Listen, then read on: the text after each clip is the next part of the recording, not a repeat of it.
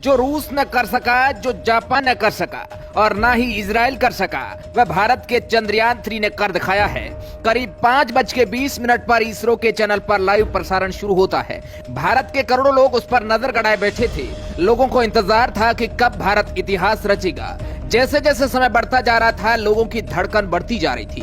वैज्ञानिकों की नजरें कंप्यूटर स्क्रीन पर से हट ही नहीं रही थी। करीब 5:50 तक चंद्रयान चांद के बिल्कुल नजदीक पहुंच चुका था और काफी स्पीड से आगे बढ़ रहा था और अपनी स्पीड को कम करते जा रहा था। चांद पर उतरते समय यही सबसे मुश्किल काम होता है, क्योंकि अंतरिक्ष यान को अपनी स्पीड बहुत ज्यादा कम करनी होती है। अगर कोई अंतरिक्ष यान स्पीड कम नहीं कर पाता है तो वह सीधा चांद की जमीन पर गिर सकता है। लेकिन हमारे वैज्ञानिकों ने चंद्रयान 3 के अंदर इतनी ज्यादा एडवांस टेक्नोलॉजी फिट कर रखी थी कि प्लान के मुताबिक चंद्रयान 3 का लैंडर स्पीड कम करता गया और फिर वह समय आ गया जिसका करोड़ों भारतीय इंतजार कर रही थी। भारत आज चांद के उस इलाके में उतर गया जहां दुनिया के बड़े बड़े देशों के अंतरिक्ष यान आंधे मुंह गिर जाते हैं। वहां भारत के वैज्ञानिकों ने अपने अंतरिक्ष यान को सफलतापूर्वक उतार दिया। जी हां दोस्तों, चंद्रयान 3 का लैंडर सफलतापूर्वक चांद के दक्षिण वाले इलाके में उतर गया। आज 140 करोड़ भारतीयों का सीना गर्व से चौड़ा हो गया। जिस समय चंद्रयान उतर रहा था उस समय इसरो के ऑफिशियल चैनल को 60 लाख से ज्यादा लोग लाइव देख रहे थे। जैसे ही चंद्रयान 3 चांद की जमीन पर पहुंचा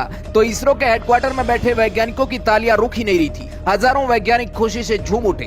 प्रधानमंत्री नरेंद्र मोदी भी लाइव आए और वैज्ञानिकों को शुभकामनाएं दी। आज पूरी दुनिया की मीडिया भारत के ऊपर नजर गड़ाए बैठी थी। आज इसरो की सक्सेस को देखकर पूरी दुनिया हैरान है। चांद के जिस क्षेत्र में उतरने को दुनिया नामुमकिन कह रही थी, वहां पर उतरने वाला पहला देश भारत बन गया है। लेकिन भारत के वैज्ञानिकों ने पहले ही कह दिया था कि किसी भी हालत में अब की बार चंद्रयान चांद की जमीन को फतेह करेगा। आज से 4 साल पहले जो मजाक भारत की पड़ोसी देशों ने बनाई थी, उसका इसरो के वैज्ञानिकों ने मेहनत से जवाब दिया है। हमारे वैज्ञानिकों को अपने आप पर पूरा भरोसा था। अब सवाल यह है कि आखिर ये चांद पर नीचे कैसे उतरा था और ये लास्ट के 30 मिनट इसके लिए कितने ज्यादा भयानक थे। सब कुछ आपको इस रिपोर्ट में बताएंगे। क्या प्रोसेस था, कैसे आखिर इसने 30 किलोमीटर ऊपर से अपने इंजन को चालू करके धीरे धीरे अपनी स्पीड को कम किया और लास्ट के 15 मिनट इसके लिए कैसे गुजरे थे। आप देख रहे हैं आर मीडिया चैनल। दोस्तों, आज का दिन भारत के लिए किसी स्वर्णिम इतिहास से कम नहीं है। चांद पर आज से पहले 3 देश ही सफलतापूर्वक लैंडिंग कर पाए थे। आज भारत का चंद्रयान 3 सफलतापूर्वक लैंड करने के साथ ही चांद पर सॉफ्ट लैंडिंग करने वाला भारत चौथा देश बन गया है।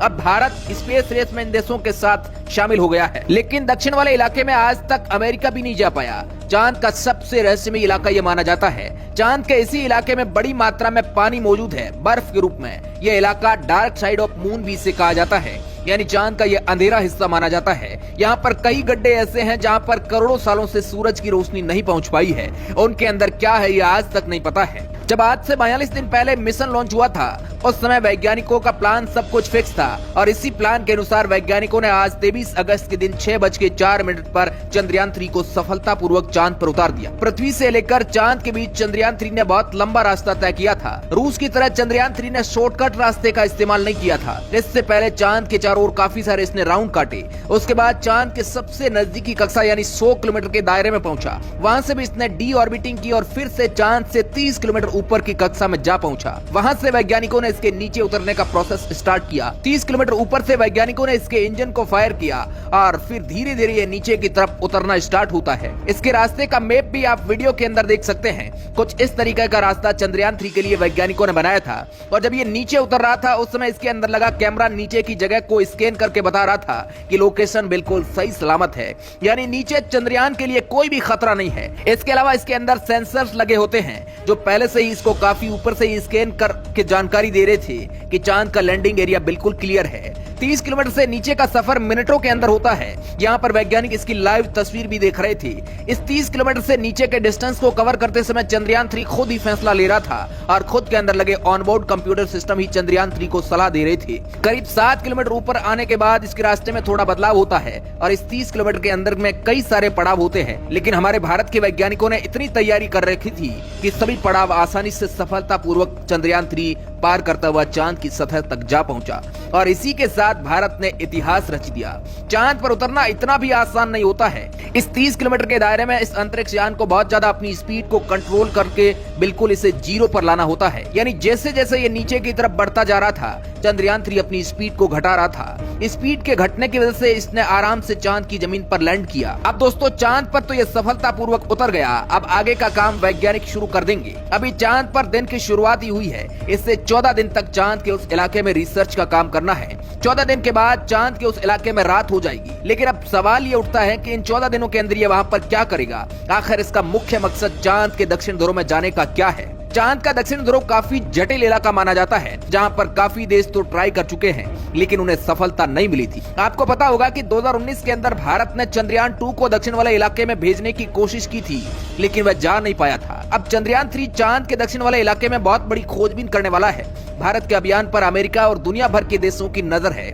सबसे पहली बात तो यह है कि चांद के दक्षिण वाले इलाके की आज तक किसी के पास क्लियर फोटो नहीं है। अगर फोटोज है भी तो वो भी चांद के किसी ऑर्बिटर द्वारा ली गई है, जो कि इतनी ज्यादा क्लियर नहीं है। इसके अलावा चांद के दक्षिण वाले इलाके में कई ऐसी रहस्यमयी चीजें मौजूद है, जिनका पता आज तक कोई नहीं लगा पाया है। भारत ही वह पहला देश होगा जो चांद के दक्षिण वाले इलाके में खोज करेगा। कुछ तो आपको पता ही होगा कि इस क्षेत्र में पानी बड़ी मात्रा में जमा है और ये पानी का पता भारत के चंद्रयान 1 ने ही लगाया था। इस बार चंद्रयान 3 कई उद्देश्यों को लेकर चांद के अंधेरे इलाके में गया है। 14 दिनों तक रोवर चांद के उस भयानक इलाके में काम करेगा। इन 14 दिनों के अंदर चांद के ऊपर कई सारे एक्सपेरिमेंट किए जाएंगे और जिसके जरिए ऐसे ऐसे चांद के बारे में राज बाहर आने वाले हैं, जो दुनिया के सामने पहली बार आएंगी। इन एक्सपेरिमेंट में पानी की खोज भी शामिल है और चांद के गहरे गड्ढों में क्या छिपा हो सकता है, इसके बारे में भी गहनता से पड़ताल की जाएगी। चंद्रयान 3 के रोवर के अंदर चांद पर भूकंप मापने वाले उपकरण भी लगे हैं। भूकंपीय तरंगों के जरिए चांद की जमीन की अंदर की जानकारी भी निकाली जाएगी। तब हम समझ पाएंगे कि चांद के अंदर आखिर है क्या, आखिर चांद के अंदर कौन कौन प्रकार की धातुएं मौजूद है। इसके अलावा चांद का दक्षिण ध्रुव उत्तरी ध्रुव से बहुत ज्यादा जटिल है, जो कि चांद का अंधेरा और सुनसान इलाका है। हालांकि अभी चंद्रयान 3 मिशन के बीच में ही रूस ने अपना लूना 25 मिशन लॉन्च करके भारत से पहले चांद के दक्षिण ध्रुव में उतरने की कोशिश की थी, लेकिन रूस अपनी कोशिश में नाकाम रहा। 2 दिन पहले यानी 20 अगस्त को रूस का लूना 25 बेकाबू होकर चांद की जमीन पर गिर पड़ा। रूस के वैज्ञानिकों ने लूना 25 को काबू करने की बहुत कोशिश की, लेकिन वो कंट्रोल से बाहर हो गया और मिशन फेल हो गया। लेकिन अब भारत ने आज से 4 साल पहले ही सोच लिया था कि सबसे पहले जाकर चांद के दक्षिण इलाके में उतरना है। इसलिए तो चंद्रयान 2 को 4 साल पहले चांद के दक्षिण इलाके में भेजना था, लेकिन उस समय उस हादसे ने वैज्ञानिकों को निराश कर दिया। उस समय भी हमारे वैज्ञानिकों का टारगेट चांद का दक्षिण ध्रुव ही था, लेकिन कुछ टेक्निकल खराबी के चलते उस समय हमारा विक्रम लैंडर चांद की सतह पर सॉफ्ट लैंडिंग नहीं कर पाया और बेकाबू होकर क्रैश हो गया। केवल 2 किलोमीटर ऊपर था। अगर 2 किलोमीटर सही सलामत पार कर जाता तो 4 साल पहले ही हम इतिहास रच देते। और उस समय कुछ देशों ने भारत का मजाक बनाया था, लेकिन आज भारत ने उनका जवाब अपनी मेहनत से वैज्ञानिकों ने दिया है। आज भारत की स्पेस एजेंसी इसरो का लोहा पूरी दुनिया ने मान लिया है। जो बड़े बड़े धुरंधर देश थे, वो भी आज भारत के सामने नतमस्तक हो गए हैं। Bureau report, R media.